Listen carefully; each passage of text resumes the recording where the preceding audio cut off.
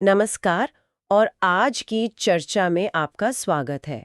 आज हम एक ऐसे विषय की गहराई में उतर रहे हैं जो तकनीक की दुनिया में चुपचाप क्रांति ला रहा है। मेरा मतलब है विद्युत इंजीनियरिंग में नैनो प्रौद्योगिकी। हम समझेंगे कि कैसे ये बहुत ही सूक्ष्म बदलाव हमारे आसपास की तकनीक को पूरी तरह बदल रहे हैं। बिल्कुल। और ये विषय जितना सूक्ष्म है ना, इसका प्रभाव उतना ही बड़ा होने वाला है। हमारी आज की जो बातचीत है उसका आधार एक लेख है, विद्युत इंजीनियरिंग में नैनो प्रौद्योगिकी, छोटा प्रभाव बड़ा बदलाव। हाँ, और हमारा मकसद यही है कि इस लेख के जरिए ये समझें कि नैनो तकनीक असल में विद्युत इंजीनियरिंग को कैसे नया आकार दे रही है, और भविष्य के हमारे डिवाइसेस, हमारी प्रणालियों के लिए इसके मायने क्या हैं। सोचिए जरा, ऐसे चिप्स जो आज के स्मार्टफोन प्रोसेसर से भी कहीं छोटे हों, तेज हों, ज्यादा शक्तिशाली हों। सही कहा, यही है नैनो तकनीक की दुनिया। ये इंजीनियरिंग की सीमाएं फिर से तय कर रही है। ये सिर्फ कल्पना नहीं है, बल्कि हकीकत बनने की राह पर है। तो चलिए इसे खोलते हैं। सबसे बुनियादी सवाल से शुरू करते हैं। जब हम कहते हैं नैनो तकनीक विद्युत इंजीनियरिंग के संदर्भ में, तो इसका मतलब क्या है? हाँ, ये अच्छा सवाल है। देखिए, नैनो प्रौद्योगिकी का सीधा संबंध उन संरचनाओं और उपकरणों से है जिनका आकार नैनोमीटर स्केल पर होता है। नैनोमीटर कितना छोटा होता है ये? 1 नैनोमीटर होता है मीटर का 1 अरबवां हिस्सा। आप ऐसे अंदाजा लगाइए कि हमारे एक बाल की मोटाई लगभग 80,000 से 1 लाख नैनोमीटर होती है। बाप रे, 1 अरबवां हिस्सा! हाँ, तो विद्युत इंजीनियरिंग में हम इस स्केल पर सर्किट बना रहे हैं, सेंसर बना रहे हैं, नई सामग्रियां डिजाइन कर रहे हैं। मतलब हम असल में परमाणुओं और अणुओं के स्तर पर इंजीनियरिंग कर रहे हैं। ये तो वाकई कमाल है। लेकिन इतने छोटे पैमाने पर काम करना इतना जरूरी क्यों हो गया है? क्या सिर्फ चीजों को और छोटा बनाना ही मकसद है? नहीं, ये बहुत अच्छा पॉइंट है। बात सिर्फ छोटा बनाने की नहीं है, या सबसे दिलचस्प बात यह है कि जब पदार्थ इतने छोटे पैमाने पर होते हैं तो उनके गुण बदल जाते हैं। गुण बदल जाते हैं? कैसे? वो भौतिकी के उन नियमों का पालन करने लगते हैं जो बड़ी चीजों पर लागू नहीं होते। इन्हें हम क्वांटम प्रभाव कहते हैं। और साथ ही उनका जो सतह क्षेत्र है वो उनके आयतन यानी वॉल्यूम की तुलना में बहुत ज्यादा हो जाता है। सतह क्षेत्र का ज्यादा होना, इसका क्या मतलब हुआ प्रैक्टिकली? इसे ऐसे सोचिए, अगर आपके पास 1 किलो चीनी का डला है तो उसकी सतह सीमित है, पर अगर आप उसी चीनी को बारीक पीस दें तो उसका कुल सतह क्षेत्र बहुत बढ़ जाएगा, है ना? हाँ बिल्कुल। नैनो स्केल पर तो कणों का लगभग पूरा हिस्सा ही एक तरह से सतह जैसा होता है। और ये चीज रासायनिक प्रतिक्रियाओं को, इलेक्ट्रॉन के प्रवाह को और मटेरियल की दूसरी विशेषताओं को नाटकीय रूप से बदल देती है। अच्छा। तो नैनो तकनीक इन्हीं अनोखे क्वांटम और सतह गुणों का फायदा उठाती है। इससे उपकरण ज्यादा ऊर्जा कुशल बनते हैं, ज्यादा टिकाऊ होते हैं और ज्यादा शक्तिशाली प्रदर्शन करते हैं। और हाँ, ये पूरी तरह से नई फंक्शनैलिटीज को भी संभव बनाता है। समझ गई। तो ये सिर्फ साइज घटाना नहीं है, बल्कि पदार्थ के बिल्कुल मौलिक गुणों का इस्तेमाल करना है।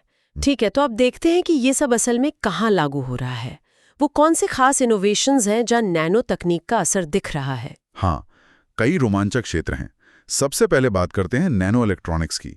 हम सब जानते हैं कि कंप्यूटर चिप्स सिलिकॉन से बनते हैं। हाँ, सिलिकॉन वैली इसीलिए तो मशहूर है। सही, लेकिन सिलिकॉन अब अपनी भौतिक सीमाओं तक पहुंच रहा है। मतलब उसे और छोटा और तेज बनाना मुश्किल होता जा रहा है। यहीं पर ग्राफीन और कार्बन नैनोट्यूब जैसे नैनो मटेरियल्स आते हैं। ग्राफीन और कार्बन नैनोट्यूब, हाँ, इनके नाम तो आजकल बहुत सुनने में आते हैं। ये सिलिकॉन से बेहतर कैसे है? देखिए, ग्राफीन जो कार्बन परमाणुओं की सिर्फ एक परत है, वो अविश्वसनीय रूप से मजबूत है और बिजली का बेहतरीन सुचालक है। सिलिकॉन से कहीं बेहतर। सिर्फ एक परमाणु मोटी परत, कमाल है। हाँ, और कार्बन नैनोट्यूब जो समझिए ग्राफीन की ही मुड़ी हुई नलिकाएं हैं, उनमें भी ऐसे ही असाधारण गुण होते हैं। इनसे ऐसे ट्रांजिस्टर बनाए जा सकते हैं जो बहुत तेज गति से स्विच करते हैं और गर्मी भी बहुत कम पैदा करते हैं। तो इसका मतलब है और तेज, छोटे और ज्यादा एनर्जी एफिशिएंट माइक्रोचिप। बिल्कुल। ये हमें मूर के नियम यानी उस विचार को आगे बढ़ाने में मदद कर रहे हैं जिसके अनुसार कंप्यूटर चिप्स की शक्ति लगभग हर 2 साल में दोगुनी होती है। नैनो टेक्निक इस रफ्तार को शायद और तेज कर सकती है। वाह, यानी हमारे कंप्यूटर, फोन और तेज होते रहेंगे। ये तो बढ़िया खबर है। अच्छा, अगला क्षेत्र आपने बताया था नैनो सेंसर।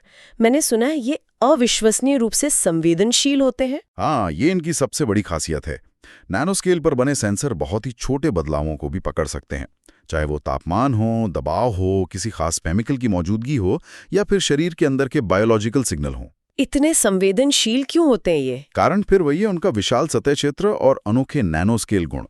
वो बहुत कम मात्रा में भी किसी चीज का पता लगा सकते हैं। तो इसका मतलब है कि ये इंटरनेट ऑफ थिंग्स यानी IoT के लिए तो वरदान होंगे, जहां हर डिवाइस कनेक्टेड होगी। हाँ बिल्कुल। सोचिए आपके घर में ऐसे सेंसर लगे हों जो हवा की क्वालिटी में जरा से भी बदलाव का पता लगा लें, या खेतों में सेंसर जो मिट्टी में पोषक तत्वों की सटीक जानकारी दें, या फिर पहनने वाले उपकरण जो हमारी हेल्थ मॉनिटर करें। हाँ बिल्कुल। ऐसे वेयरेबल डिवाइस जो शरीर में किसी बीमारी के शुरुआती लक्षणों को पकड़ सकें इससे पहले कि वो गंभीर हों। ये सब नैनो सेंसर की बढ़ती क्षमताओं से संभव हो रहा है। ये हमें अपने आसपास की दुनिया और अपने स्वास्थ्य के बारे में पहले से कहीं ज्यादा जानकारी दे सकते हैं। ये तो सच में क्रांतिकारी लग रहा है। अच्छा, अब ऊर्जा की बात करते हैं। ये आजकल बहुत बड़ा मुद्दा है। क्या नैनो तकनीक हमारी बैटरी की दिक्कतों को हल कर सकती है? हम सभी को लंबी बैटरी लाइफ चाहिए। ऊर्जा भंडारण, बिल्कुल। ये एक और बहुत जरूरी क्षेत्र है जहां नैनो तकनीक बड़ा बदलाव ला रही है। आजकल बैटरी और सुपर कैपेसिटर में नैनो स्ट्रक्चर्ड इलेक्ट्रोड का इस्तेमाल बढ़ रहा है। नैनो स्ट्रक्चर्ड इलेक्ट्रोड, इसका क्या मतलब है? इसका मतलब है कि इलेक्ट्रोड की सतह को नैनो स्केल पर डिजाइन किया जाता है, जैसे कि उसमें नैनो कणों या नैनो वायरों का इस्तेमाल करके। और इस नैनो डिजाइन से फायदा क्या होता है? फायदा यह है कि इससे इलेक्ट्रोड का प्रभावी सतह क्षेत्र बहुत ज्यादा बढ़ जाता है। अब देखिए बैटरी कैसे काम करती है। आयन इलेक्ट्रोड के अंदर और बाहर जाते हैं, है ना? हाँ। तो ज्यादा सतह क्षेत्र का मतलब है आयनों के आने जाने के लिए ज्यादा जगह। इससे बैटरी की ऊर्जा घनत्व मतलब एनर्जी डेंसिटी बढ़ती है, यानी वो अपने साइज के हिसाब से ज्यादा ऊर्जा स्टोर कर सकती है। अच्छा, और साथ ही चार्जिंग और डिस्चार्जिंग भी तेज हो जाती है, और कई मामलों में बैटरी का जीवन काल मतलब लाइफ स्पैन भी लंबा होता है, क्योंकि नैनो संरचनाएं चार्जिंग डिस्चार्जिंग के दौरान होने वाले तनाव को बेहतर झेल सकती हैं। तो सीधा मतलब ये हुआ इलेक्ट्रिक गाड़ियों की रेंज बढ़ेगी, हमारे फोन जल्दी चार्ज होंगे और ज्यादा देर चलेंगे। ये तो वाकई हर किसी के लिए फायदेमंद है। निश्चित रूप से। अच्छा, इसके बाद एक और बहुत ही एडवांस्ड फील्ड है फोटोनिक और क्वांटम उपकरण। फोटोनिक और क्वांटम, ये क्या है? यहाँ नैनो तकनीक हमें ऐसी संरचनाएं बनाने की क्षमता देती हैं जो प्रकाश मतलब लाइट और क्वांटम प्रभावों को कंट्रोल करती हैं, जैसे कि क्वांटम डॉट्स और फोटोनिक क्रिस्टल। क्वांटम डॉट्स, ये क्या चीज है? सुनने में बड़ा फ्यूचरिस्टिक लगता है। आप इन्हें नन्हे कृत्रिम परमाणु जैसा समझ सकते हैं। ये सेमीकंडक्टर के इतने छोटे कण होते हैं, कुछ नैनोमीटर जितने, कि उनका व्यवहार क्वांटम नियमों से तय होता है। अच्छा। और सबसे मजेदार बात यह है कि सिर्फ उनका साइज बदलकर हम उनके ऑप्टिकल और इलेक्ट्रॉनिक गुणों को बदल सकते हैं, जैसे वे किस रंग की रोशनी छोड़ेंगे या बिजली कैसे कंडक्ट करेंगे। ये कुछ वैसा ही है जैसे गिटार की तार की लंबाई बदलने से उसकी आवाज बदल जाती है। वाह, ये तो कमाल है। और फोटोनिक क्रिस्टल? फोटोनिक क्रिस्टल ऐसी नैनो स्ट्रक्चर्ड सामग्री हैं जिन्हें लाइट के फ्लो को ठीक उसी तरह कंट्रोल करने के लिए डिजाइन किया जाता है जैसे सेमीकंडक्टर्स इलेक्ट्रॉन के फ्लो को कंट्रोल करते हैं। ये लाइट को मोड़ सकते हैं, रोक सकते हैं या फिल्टर कर सकते हैं। तो इन दोनों का इस्तेमाल कहाँ होता है? क्वांटम डॉट्स और फोटोनिक क्रिस्टल, इन दोनों का उपयोग क्वांटम कंप्यूटिंग के विकास में हो रहा है, जो कंप्यूटेशन का एक बिल्कुल नया तरीका है। साथ ही ये हाई स्पीड कम्युनिकेशन मतलब फाइबर ऑप्टिक्स से भी तेज और ऑप्टो इलेक्ट्रॉनिक्स में भी क्रांति ला रहे हैं। ये लाइट का इस्तेमाल करके इंफॉर्मेशन प्रोसेस करने और भेजने के नए दरवाजे खोल रहा है। तो ये हमें कंप्यूटिंग और कम्युनिकेशन के एक नए युग की ओर ले जा रहा है। अद्भुत। अच्छा, और लिस्ट में आखिरी इनोवेशन था लचीले और पहनने योग्य इलेक्ट्रॉनिक्स, मतलब ऐसे इलेक्ट्रॉनिक्स जिन्हें हम मोड़ सकें, पहन सकें। हाँ, ये भी नैनो तकनीक के बिना संभव नहीं होता। देखिए, पारंपरिक इलेक्ट्रॉनिक्स कठोर होते हैं, नाजुक होते हैं, टूट जाते हैं। हाँ बिल्कुल। लेकिन नैनो पतली कंडक्टिव मटेरियल जैसे सिल्वर नैनो वायर या ग्राफीन की पतली फिल्म में या कंडक्टिव पॉलीमर, ये इंजीनियरों को ऐसे सर्किट और डिस्प्ले बनाने की अनुमति देते हैं जो लचीले हों, मोड़े जा सकें, खींचे जा सकें और हल्के हों। तो हम भविष्य में स्मार्ट कपड़ों की उम्मीद कर सकते हैं जिनमें सेंसर लगे हों, या स्किन पर चिपकाने वाले मेडिकल पैच जो हेल्थ मॉनिटर करें। बिल्कुल, या फिर पूरी तरह से फोल्ड होने वाले फोन्स और टैबलेट्स। हाँ, फोल्डेबल फोन्स तो अब आ भी गए हैं। हाँ, और वो इसी तकनीक की बदौलत है। स्मार्ट टेक्सटाइल जो आपके स्वास्थ्य की निगरानी करें या आपका तापमान कंट्रोल करें, बायोमेडिकल उपकरण जो शरीर के साथ बेहतर ढंग से इंटीग्रेट हों, और कंज्यूमर गैजेट्स के नए रूप, ये सब लचीले इलेक्ट्रॉनिक्स पर निर्भर करेंगे। नैनो तकनीक इन संभावनाओं को हकीकत बना रही है। हमने कई कमाल के इनोवेशंस की बात की, लेकिन अगर हम थोड़ा पीछे हटकर देखें तो इसका निचोड़ क्या है? विद्युत इंजीनियरिंग के लिए नैनो तकनीक इतनी महत्वपूर्ण क्यों है? इसका असली महत्व क्या है? हाँ, अगर हम इसे बड़ी तस्वीर में देखें तो इसके कई गहरे कारण हैं। पहला, जैसा हमने शुरू में कहा, सूक्ष्मीकरण। लेकिन ये सिर्फ छोटा बनाना नहीं है, बल्कि परफॉर्मेंस से समझौता किए बिना या उससे बढ़ाते हुए अल्ट्रा कॉम्पैक्ट डिवाइस बनाना संभव हो रहा है। जैसे हमारे फोन, कंप्यूटर्स, सेंसर्स सब छोटे और ज्यादा शक्तिशाली होते जा रहे हैं। बिल्कुल। दूसरा बड़ा कारण है ऊर्जा दक्षता, एनर्जी एफिशिएंसी। नैनोस्केल पर काम करने वाले उपकरण अक्सर बहुत कम बिजली लेते हैं, क्योंकि इलेक्ट्रॉन को कम दूरी तय करनी पड़ती है और क्वांटम प्रभाव भी मदद करते हैं। इससे बैटरी लाइफ बढ़ती है। हाँ, और बड़े पैमाने पर ऊर्जा की खपत कम होती है, जो पर्यावरण के लिए बहुत जरूरी है। कम बिजली मतलब पर्यावरण पर कम बोझ और जेब कर भी कम असर। ये तो बहुत अच्छा है। तीसरा है स्थायित्व, ड्यूरेबिलिटी।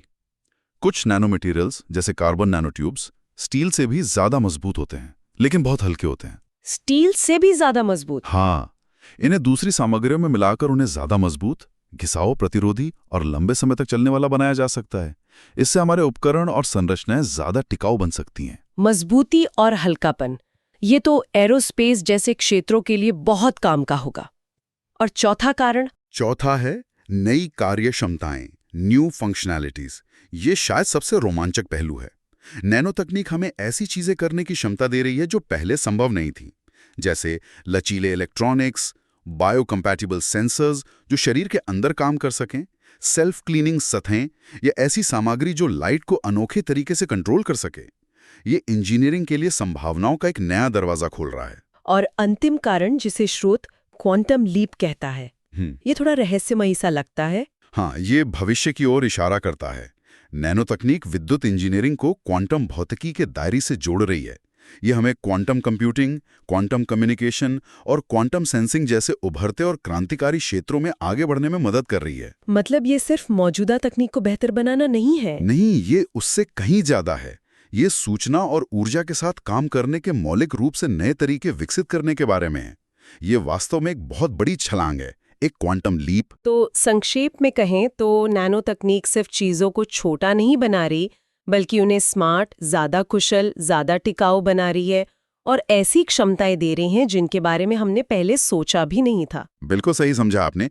ये विद्युत इंजीनियरिंग के लगभग हर पहलू को छू रही है और उसे बदल रही है। ये सब सुनने में तो बहुत प्रभावशाली है, लेकिन क्या ये तकनीक सिर्फ प्रयोगशालाओं तक ही सीमित है या हम इसे अपनी रोजमर्रा की जिंदगी में भी देख सकते हैं? इसके वास्तविक दुनिया में क्या उपयोग हैं? नहीं, अब ये सिर्फ लैब तक सीमित नहीं है। इसकी उपयोग कई क्षेत्रों में दिखने लगे हैं और लगातार बढ़ रहे हैं, जैसे स्वास्थ्य सेवा, हेल्थ केयर में। हाँ, नैनो बायोसेंसर की बात की थी। हाँ, निदान के लिए। हाँ, कैंसर जैसी बीमारियों का जल्दी पता लगाने के लिए या ब्लड शुगर लेवल की लगातार निगरानी के लिए इनका इस्तेमाल हो रहा है। साथ ही इम्प्लांटेबल मेडिकल इलेक्ट्रॉनिक्स भी विकसित हो रहे हैं, मतलब ऐसे उपकरण जो शरीर के अंदर दवा पहुंचा सकते हैं या महत्वपूर्ण संकेतों की निगरानी कर सकते हैं। और हमारे गैजेट्स में, फोन, लैपटॉप में यहाँ तो इसका असर सबसे ज्यादा दिखाई देता है। आपके लैपटॉप, फोन और वियरेबल्स में लगे तेज प्रोसेसर, बेहतर मेमोरी चिप्स, ज्यादा चमकीले और एनर्जी एफिशिएंट डिस्प्लेस जैसे OLED या QLED, इनमें नैनो तकनीक का योगदान है। और लंबी बैटरी लाइफ भी। हाँ, और लंबी चलने वाली बैटरी भी इसी का नतीजा है। हमारे गैजेट्स हर साल बेहतर हो रहे हैं और इसमें नैनो तकनीक की एक बड़ी भूमिका है। ऊर्जा क्षेत्र के बारे में क्या कहेंगे? सोलर पैनल और बैटरी स्टोरेज में? ऊर्जा क्षेत्र में भी इसका महत्वपूर्ण योगदान है।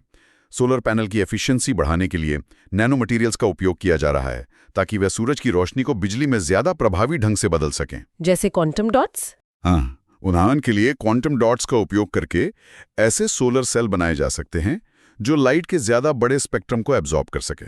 इसी तरह ग्रिड स्केल एनर्जी स्टोरेज, मतलब बड़ी बैटरी जो पावर ग्रिड को स्थिर रखती हैं, उन्हें बेहतर बनाने के लिए भी नैनो इंजीनियर्ड सामग्रियों का उपयोग हो रहा है। दूरसंचार, मतलब टेलीकम्युनिकेशन का भी जिक्र था। हाँ, दूरसंचार में नैनो फोटोनिक उपकरण तेज इंटरनेट और डेटा ट्रांसफर को संभव बना रहे हैं। फाइबर ऑप्टिक्स पहले से ही तेज हैं, लेकिन नैनो फोटोनिक्स लाइट को और भी बेहतर तरीके से कंट्रोल करके डेटा ट्रांसफर की स्पीड और क्षमता को और बढ़ा सकता है। यानी भविष्य में और तेज इंटरनेट? हाँ, और भी तेज वायरलेस और वाइड कनेक्शन संभव होंगे। और अंत में एरोस्पेस और रक्षा क्षेत्र? देखिए, इन क्षेत्रों में परफॉर्मेंस और रिलायबिलिटी सबसे ऊपर होती है और वजन कम करना हमेशा एक लक्ष्य रहता है। नैनो तकनीक से बने हल्के लेकिन बेहद मजबूत कंपोजिट मटेरियल का उपयोग विमानों और अंतरिक्ष यान बनाने में किया जा रहा है। और मुश्किल हालात में काम करने वाले इलेक्ट्रॉनिक्स। हाँ, बहुत ज़्यादा तापमान या दबाव जैसे एक्सट्रीम वातावरण में काम करने वाले इलेक्ट्रॉनिक्स और सेंसर बनाने में भी नैनो तकनीक मदद करती है, जो इन क्षेत्रों के लिए बहुत ज़रूरी है। तो ये बिल्कुल साफ है कि नैनो तकनीक सिर्फ भविष्य का वादा नहीं है, बल्कि ये वर्तमान में भी हमारे जीवन के कई महत्वपूर्ण पहलुओं को प्रभावित कर रही है और बदल रही है। निश्चित रूप से। और हम अभी भी इसके शुरुआती दौर में ही हैं। जैसे जैसे इस फील्ड में रिसर्च और डेवलपमेंट आगे बढ़ेगा, इसके उपयोग और भी ज़्यादा और गहरे होते जाएंगे। तो आज की हमारी इस चर्चा से ये बात साफ है कि नैनो प्रौद्योगिकी विद्युत इंजीनियरिंग में एक ऐसी सूक्ष्म क्रांति है जिसका प्रभाव बहुत बड़ा और दूरगामी है। परमाणु और आणविक स्तर पर काम करके इंजीनियर ऐसे समाधान बना रहे हैं जो हमारी तकनीक को पहले से कहीं ज़्यादा स्मार्ट, कुशल, टिकाऊ और सक्षम बना रहे हैं। बिल्कुल, ये न केवल मौजूदा माइक्रोइलेक्ट्रॉनिक्स को नया आकार दे रही है, बल्कि रिन्यूएबल एनर्जी में नई सफलताओं को संभव बना रही है और क्वांटम कंप्यूटिंग जैसे भविष्य के क्षेत्रों की नींव रख रही है। ये वास्तव में इंजीनियरिंग के भविष्य की दिशा तय कर रही है। ये सब सोचने पर मजबूर करता है कि अगला कदम क्या होगा। हाँ, और यहीं पर यह और भी दिलचस्प हो जाता है। अगर हम इसे बड़ी तस्वीर से जोड़ते हैं तो ये एक महत्वपूर्ण सवाल खड़ा करता है। क्या सवाल? सवाल ये कि जैसे जैसे हम परमाणु और आणविक स्तर पर चीजों को बनाने और कंट्रोल करने में माहिर होते जा रहे हैं, अगली कौन सी अभूतपूर्व क्षमताएं या पूरी तरह से नए उपकरण सामने आ सकते हैं जिनकी हम आज ठीक से कल्पना भी नहीं कर सकते। क्या हम ऐसी सामग्री बना पाएंगे जो खुद को ठीक कर सके, मतलब सेल्फ हीलिंग मटेरियल्स, या ऐसे कंप्यूटर जो इंसान के दिमाग की तरह सीख सकें, या शायद ऊर्जा को सीधे पर्यावरण से ही हासिल करने के नए तरीके। वाकई सोचने के लिए एक बहुत गहरा बिंदु। भविष्य की संभावनाएं लगभग असीमित लगती हैं जब हम इतने मौलिक स्तर पर काम करना सीख रहे हैं। खैर, ये थी विद्युत इंजीनियरिंग में नैनो प्रौद्योगिकी के प्रभाव पर हमारी आज की चर्चा। उम्मीद है आपको ये जानकारी उपयोगी और विचार करने लायक लगी होगी।